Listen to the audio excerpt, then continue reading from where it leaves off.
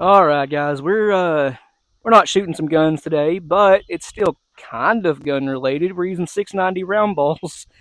As it hold it still. I'm trying. It's the wind. Yeah, I don't know why I told you to hold that still. It's impossible. Anyway, we're using 690 round balls as sinkers.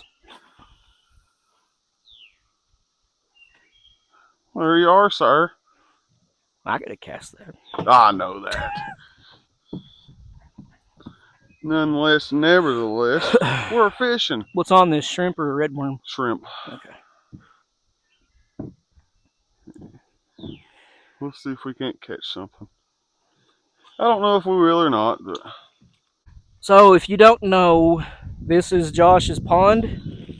The dam that we use as a backstop in our videos. This is it's the other side of that giant hill you see. yeah. Roll me up one of these buglers.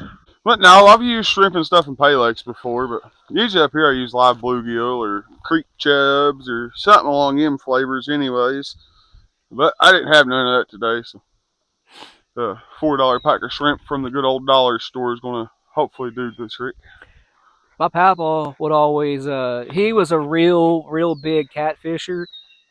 He would take cherry Kool-Aid and just, you know, soak raw chicken in it and use that as bait most often. Yeah. Or he'd mix Wheaties with cat food, oats, and hamburger meat. Like dough balls. Yeah. Or Wheatie balls, but see, I do get up here catching. I've got a bunch of smaller channels and stuff that I've caught out of pay lakes and brought up and put in here, and I always do well with cherry chicken on them. You want to tell him what kind of fish you got in this thing? Everything in eastern Kentucky except for muskie and smallmouth, essentially. That'd be easier. And gar, right? There's And no, gar. yeah.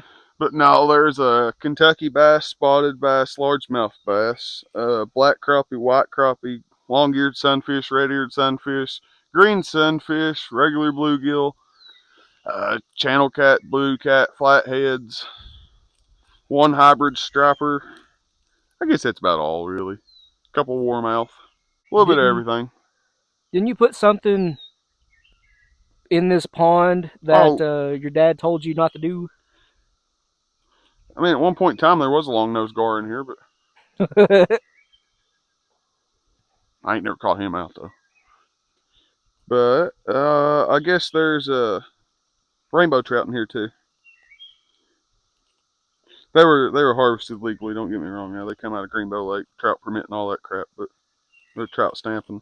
Believe it or not, there is the very rare bluegill in this pond. Yes. Hardly ever see those. Oh, I guarantee if we had a piece of worm on, you'd catch you one size of a dinner plate real quick, like. Yeah. Actually, funny story. Well, not really funny, but back at the apartments where we used to live at, this was 15 years ago now at this point, but there was a little pond up by the apartments. Me, Josh, and his brother Joey, and a few of our friends, we would always go there and fish like every single day over the summer. Well, I sat there one day and I caught 37 bluegill within the span of like 10 minutes. That's how, you know, Densely populated. yeah, that little pond was full of bluegill. They'd bite left and right. As soon as the bait hit the water, you got it. Now, the funny part of the story, why the bluegill were so thick in that little pond. His papaw, being the average fisherman, like I stated, said, whenever he get done pay laking and stuff like that, he would come back and dump his bait bucket into said little. Well, it's more Yep. of a cow pond than anything, but that's why there was so many little bluegill, about 4 or 5 inch long. Up and there was one bass in there, but It got caught and eat. yeah, some idiot done that. Yeah, it wasn't us. Anyway, the pond was maybe 30 yards all the way around. It wasn't very big, wasn't very deep, but it was just a little pond hidden up in the woods. Not real far into the woods or anything, but, you know, couldn't see it from the little gravel road it was on. It's just off the beaten path enough that nobody knew it was there unless you knew it was there. Right. My papa used it as his, he used it as his bait receptacle, if you want to look at it that way. Essentially. I never knew him actually going and catching his bait that he wanted to keep back out of it. He'd always just go back to his other spots, is the funny part. He'd go there and set a trap and catch a whole bunch of bluegill out of it, then go catfish. Yep. Yeah, we might get about here. Game of patience. Yep. I went fishing in this pond. Let's see, it's been a couple years ago now, but it was the first time I had been fishing in 12 years, and that was the first catfish I had caught in I don't know how many years, long time. But as soon as I cast into the water, about 5 minutes later, I caught a pretty small catfish. It wasn't nothing. It's still pretty cool. They're like 4 or 5 pound channel cat. I Yeah. mean, it's a nice little fish. Catching them, that's the thing. It was just cool that I hadn't been fishing in so long, and that was the first thing I caught. Yeah, a nice little channel, good eating size, but a perfect eating size channel cat. Which I prefer crappie. Sometimes the bass in this pond bite real good. Yeah, which we're both fishing on bottom today. Usually, anytime you're floating like bass minnows or something like that, or any even decent sized bluegill, really, if you're floating them, you gotta kind of fight off the bass. They get kind of ferocious. Is there any carp in here? Yeah, there's like 8 or 9 grass carp in here. I've caught one of them in my lifetime. I spent a couple years again back at the apartments trying to catch the one grass carp that was in that little pond. It was pretty big. Never could catch it. Nah, they don't eat much. I mean, they do, but they don't. I tried everything in the world. People were on the internet were suggesting corn. Tried that a lot. Didn't work. Dump a can of corn into the water to bait it, but no. Right. I work with the common carp. Grass carp a little different. The one I caught is flooded. The water was turning brown. I was fishing in mud lines. What I was doing, coming up through this back holler here. I was fishing right on the edge of it, catching them dinner plate sized bluegill. And then all of a sudden it went under hard, just a little tiny hook and a red worm. And I caught that grass carp. Like I said, he's probably 4.5 foot long, 10, 12 pounds. Big for a carp, anyways. Fun to catch on ultralight setup. But like I said, I was fishing that mud line, and I'm assuming, anyways, it thought it was a worm getting washed in, and a little bit of a rain we had, and where the pond was getting muddy, and it was doing the same thing them bluegill were doing. It was just feeding on the mud line, the silt line, I guess, whatever you want to call it. It would be really cool. Hmm. We take him up there on the side of that hill up there and try to find them graves. Oh, that's right over in here. That's back over this way. Yeah. We'll do that. It ain't that far up in the holler, but at the same time, it's a decent little jog up the holler there. Yeah. Josh used to have his hunting setup. Where was it? Over here somewhere? It's up on that high ridge dead in front of us here. Yeah. Which don't look like it's that far, but that's the first bench you see there. There's 3 more that size that go on up into the clouds. Yeah, it's pretty steep climb up there. It don't look that steep from where we're sitting, but again, you can't see the other. Can't see him. It goes pretty tall and pretty far back up in there. Same with going back that way in the holler. Yeah, I was about It's to probably say. another 1.5 miles back that way to get to the end of the holler, if not a little further, give or take. 1.5 miles, 1.75 miles, something like that, to the high ridge back that way. What's cool back that way is it ain't real far back up that way, but there is a massive trench that I always thought was really cool. Oh, where the 3 hollers meet back there, I what we think call so. the turkey foot. It's just a really deep, like 20 foot, or probably taller than that, on both sides trench, for lack of a better description. But I always thought it was really cool. I think like a turkey foot like that. You know Yeah, what I mean? There's a back there on the high ridge. It comes down on a bench and then it splits into 3 hollers and comes down. And this holler over here splits again, and this one splits again, and the center runs down. But it makes 2 really deep ravines on each side of you. And this side over here that he's talking about in particular looks really cool. It's in a big beech thicket, so all the leaves lay down. They block a lot of the undergrowth out, so it's real open, and it just looks really cool. Like you said, you can sit there and it just looks like you're looking down into a pit. I'll take kind it of. and show you guys. It's kind of ominous sometimes. It's ominous whenever you take the heart out of an old whitetail and it falls over and slides to the bottom of one of them hollers. That's very ominous. Then you're sitting there like, dang, I've got to get this thing out of there. Yep. No fun. Looks like a fish just flopped near where your line is. Well, this is about the time of day that the trout and stuff start coming up top of the water. I ain't never caught a trout. You ain't going to that piece of freaking shrimp on there neither, but they're in here. They're fun to catch in the wintertime. They bite a lot better anyways. Tell them about the largest fish you ever caught out of here. I don't even know anymore.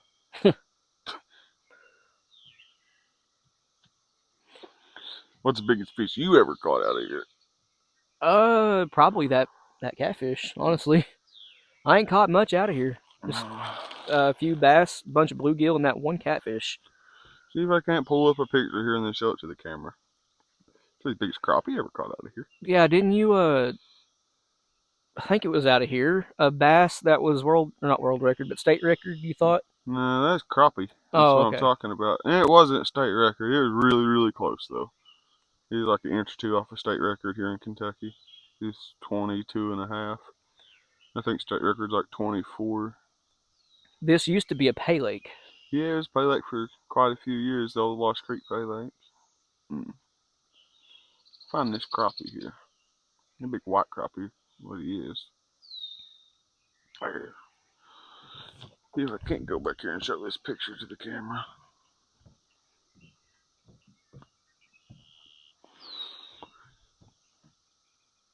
There we go. Yeah, y'all can see it.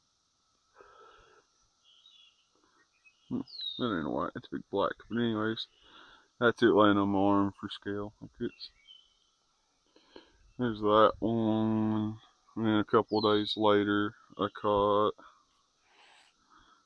It's kind of hard to see, I know, guys. That one. I caught several big crappie here. Pan the camera around, show them the whole pond. I will. Let's see here.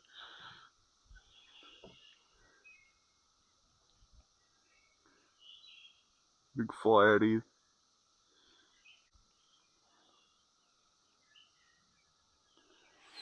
It's just a little bit bigger than your average Kentucky pothole. Yeah. Just it's ever so slightly bigger than a pothole. You're right. It's in my little mud hole though, and I love it. Careful though, if you step out there in the middle, you'll be about in 35 foot of pothole. Put it that way. Out here in front of us, you'll be in about 18 foot of pothole. If you drop right off here in the edge, you're about 9.5 foot of pothole. It tapers quick. I don't know if you can see what I'm seeing, but look at the reflection of the trees in the water. It looks like a perfect reflection. It is. Other than that white coming off the dock here, it's about glass. Yeah. See the fish rolling up there though? Yeah. See, a few years ago, when they were doing some land work here, they made the pond so muddy. Oh, it's sad. Yeah, it's cleared up now, but Oh yeah.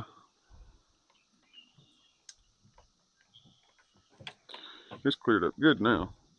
Well, it gets like there's 28 springs or 27 springs that feed it anyways, and in the summertime it'll get crystal clear. Right now we've had a lot of rain and stuff, so it's kind of stained, but I was going to say over there it looks a lot higher than it normally does. yeah, it's still stained real good too.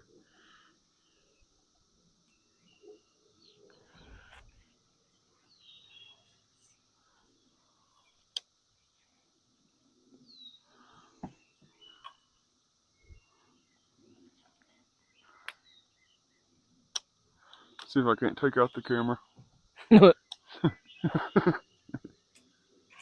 Come on, fella. Come on, Tangle. There we go.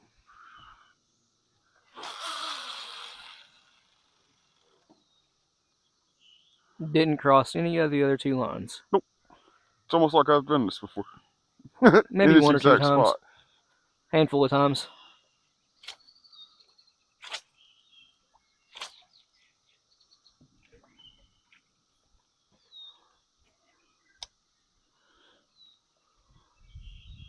I don't even know why in the hell I'm trying to sink that braid.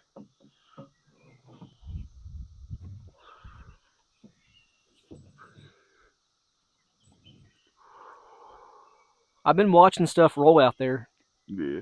ever since we've been up here. So Well, the outside two here, they're on bottom. This one here is about 5.5, 6 foot deep out there. Floating in it. See if that makes any kind of difference. Only downfall of that is it's going to work its way back to us with the tide. Which sounds crazy because we're in a pond nowhere near the ocean, but it's water, already walking this way. Mhm. Pretty quick too. It happens.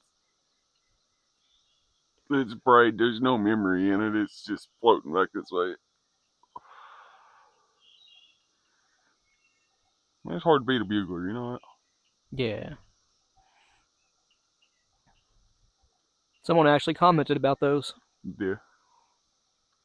He said every time he watches our videos, he's smoking a bugler. Josh had some of that laying on the table. It's just tobacco. Yeah. Said he hardly ever sees that stuff around anymore. It's not an everyday smoke, which I don't recommend smoking at all, nevertheless. But that's not an all the time thing. Every once in a while, like sitting around here, I was like, heck yeah, let's bring it up with me. When you're fishing, it's always good to have some beer or something. Yep, as long as you're responsible. Yeah. I'm not much of a smoker, but I like snus. Any kind of smokeless tobacco, really, but Right. that's my thing. I like snus and a few nicotine pouches. Very few of the nicotine pouches. Yeah. Something else you don't see anymore is chewing tobacco, especially like plug and twist. Or good old, what was Apple Jacks? That was my favorite. Oh, the Applejack chew, yeah, that was good. That stuff was delicious for what it was. We used to chew King B all the time. That real long, stringy, almost reminds you of pipe tobacco, only wet. WB Or cut. WB, yeah. That stuff was good. It almost reminds you of a cigarette tobacco, the way it was cut. Yeah, it was like dip, but it was super, super stringy and long. Yeah. Hawkins was pretty good. I remember when it first came around here. Square cut, basically chewing tobacco. What else you not see anymore? Other stuff like L51. Stokers, yeah. I meant just in general. Oh, hi. I never thought I'd come to a point in my life where I didn't see very many Chevy Cavaliers, and things are about all gone. Yeah. As random and dumb as that is. We had a green one for a while. Oh, that thing was a tank too. It was a little 5-speed car. It had the 2.2 in it. Oh, that thing was indestructible. Yeah, and When he was something. younger, we used to pop it out of gear. Well, I don't even know. One of his relatives, anyways, I guess we'll put it that way, drove it for a long, long time. When we was in high school, we used to go out and pop it out of gear and roll it around the parking lot and stuff. On him, Oh pull it yeah, up I on the forgot about that. sidewalk. And Yeah, when we all lived in apartments, we used to like I don't know 3, 4, 5 in the morning. We used to yeah roll it up pop on it the out of gear, sidewalk. just push it wherever we wanted, forward, backwards. It was fun. We used to do that with my nanny's car too. My grandma. Buick Skylark. Yeah, pushing people's cars up on the sidewalk in the middle of the night. They wonder how'd that get there. We're lucky we never got anybody a ticket. Don't get me wrong. It was never strangers' cars, and they almost always instantly assumed what little assholes had rolled their car up on the sidewalk. But nonetheless, nevertheless, it's hilarious. There's a nice fish just rolled right there beside me. Mm-hmm. I wonder if he likes the shrimp. So he's a big bass, just to be honest, but you never know. Actually, right there around this where the bank is where I always catch the bass. Yeah.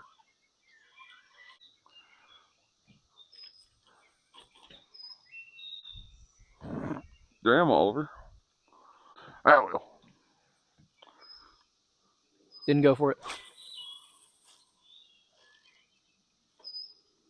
Nope.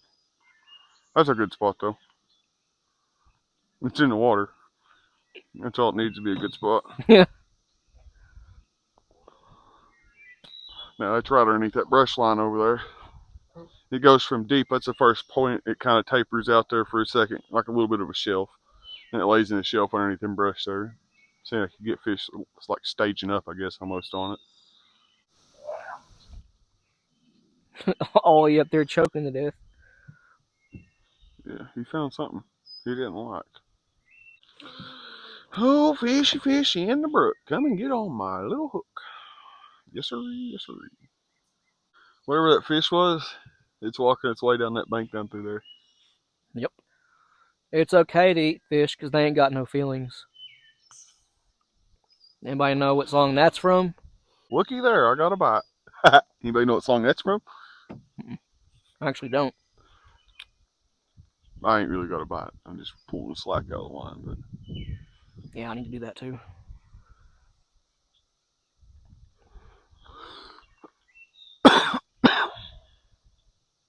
there it goes. I got to her now.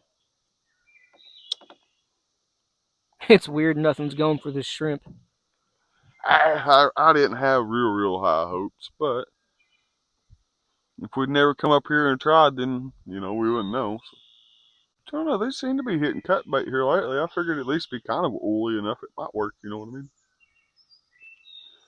Last couple has been caught out here on like half a green sunfish or something just rolled out there. I'm the one that's floating. Yep. So that don't help me none. It's floating, like I said, 5, 6 foot deep. They're on top of the water. That's not so good. That's It why might go for it. I figured it's a trout or something. Maybe a big bluegill. You got the Frankenstein rod. $10 reel, 3 different I rods see put that now. together. I put that thing together to go carp fishing one day, screwing around my buddy's stick. And I laughed, it's one of the ones you throw together and you just know it's going to die and you ain't worried about it. Well, that's been almost like 5 years ago now, and it has refused to die, and I've caught probably 100 carp on the stupid thing, and I don't know how many catfish, so I just continue to fish it. I didn't even realize. I didn't look at the rod. That was a tsunami rod that the tip got broke. Well, actually, the tip didn't even get broke. The barrel up there where it slides together got crushed. So I took and found a rod that slid inside of it instead of over top of it, put it in it, and then I don't even know what the hell you'd call that wrap. I wrapped it with cotton twine and soaked the cotton twine in clear epoxy. I mean, the tip of the carbon barrel there is still busted, but it ain't split out no farther or anything else. And the reel's just a cheap, I don't even know what it is, Shakespeare or something, I think. Durango. Oh, it's a Durango? Yeah. And see, I don't even know what it is then. But it ain't died yet. Yeah, Durango. Shakespeare. Yeah, it's just a El Cheapo, but it refuses to die and it casts good, so it's just hard to mess up casting a spinning reel. And 6,000. Yeah, I don't even know what that thing is. I just threw it together. Traded an old dude. I think I didn't even trade it. I gave an old guy like $20 for that cat hunter there 20 years ago to Pay Lake. 15 anyways. And it's got some cheap big old, I don't even know what it is. Another yard sale special, I call them. They're $5 or $10 spinning reel. Fish it till it breaks. Whenever we mention something, we say this is 15, 20 years ago. Yeah. That makes it sound like we're a lot older than we are. I'm 30. I'm 30. You're not 30, you're 29. I might as well be 30. Yeah, it might as well be. That puts us, 10 to 15 years old, not. Right. Which I've lived here all my life, but I've fished this pond, all my life, and it's one of them things. Like my ungodly long leader, that was a product of there was more line than I thought left on the spool, so I just said forget it and let it become a leader. That's about 20 yards long, and it works, so I ain't complaining. We'll float that rig right here in front of us. Whenever we'd go to fish that little pond we were talking about, I had a Shakespeare rod with the Zebco 33 reel on it. I got to love that thing, and I actually managed to find the reel about a year ago. Yeah. And it's sitting on my kitchen table right now. Probably, I still have the rod too. Well, Shane has it, but putting them back together. Use it again. I've got an exact replica of my first Garcia ever sitting over there, and then I've got my first actual one sitting out at the house. Remember that rod that had the all that electrical tape on the handle of it? Yeah, it's that rod. Yeah. It's still there. That's awesome. Anybody else think a couple years ago was the early 2000s? That messes with my brain a lot. Still, like, this is a meme, yes, but whenever I think 10 years ago, I still think early 2000s, late 90s, not 2015. Yeah, same here, buddy. Like I was saying, yeah, it's a meme, but it still feels like that's the actual case to me. Yep. Always in the drink. Speak English! He's in the water, Paul! Your canine is in this body of water. The canine is in a swimming receptacle. Somebody defecated in the pool. Them cicadas are annoying. It's the only time I've ever been like, I can't wait for winter to come. I tuned him out, and now I can hear him again. You're welcome. So you can't hear them at your house like this? No, it's because I live, well, on the outskirts of the town, but no, I can't hear him where I live. I'm rocking with people.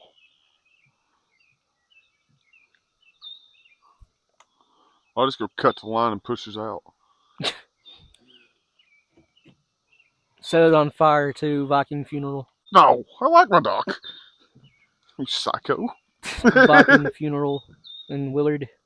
Could that be a purple martin? Where? Over at the Martin house. Oh, I don't even see anything.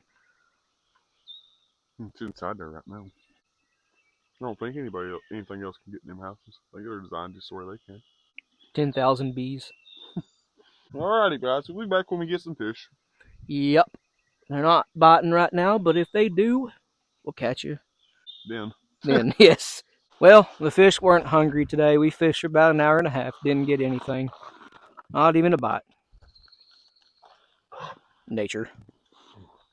Anyways, we'll see you guys in the next one.